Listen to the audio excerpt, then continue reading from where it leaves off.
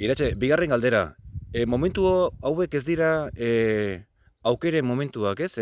Bai nazio batuen odeseak direla, eta ez dira momentu egokiak nekazaritza eta lehen sektorean aldaketak emateko? Bai, momentu aproposak dira, eta aukerak tresna ezberdinek bideratzen dituzte, ezta? Esan dozu moduan, garapen jasangarritako helburuekin bat egitea eta politika publikoak horrekin lerrokatzeak lehenengo tresna bat izan daiteke, beste erabateko politika publikoak sustatzeko lehen sektoreari begira. Esate baterako, kontutan hartuaz, ez? Enplegu duina, baita klima aldaketa ere, osasuna, eta hor badago nahiko esparru zabala, eta horrekin batera, hau da, ez da nahikoa lerrokatzea, baizik eta behin hori integratuta daukasunean, politika publiko berri eta eraldatzaileak horri begira jartzea, ez da?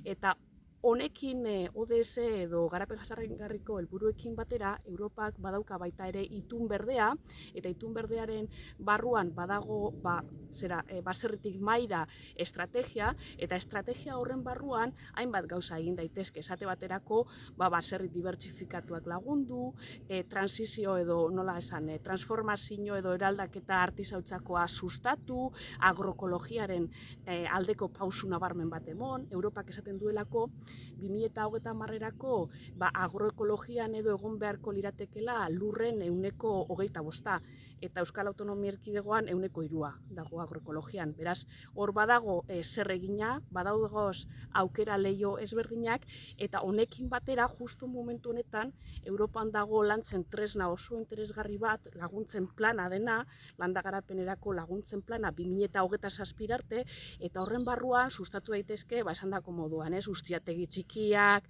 artisau eraldaketa etxekoa, edo volumen txikikoa, baita ere agroekologia, eta sustatu daitezke mekanismo ezberdinak baserritar txikiei laguntzeko. Behar dena da, borondate politikoa, baina badago markoa. Markoa Europak eskaintzen du. Egin behar dena da, bertoko politika publikoak horra bideratu.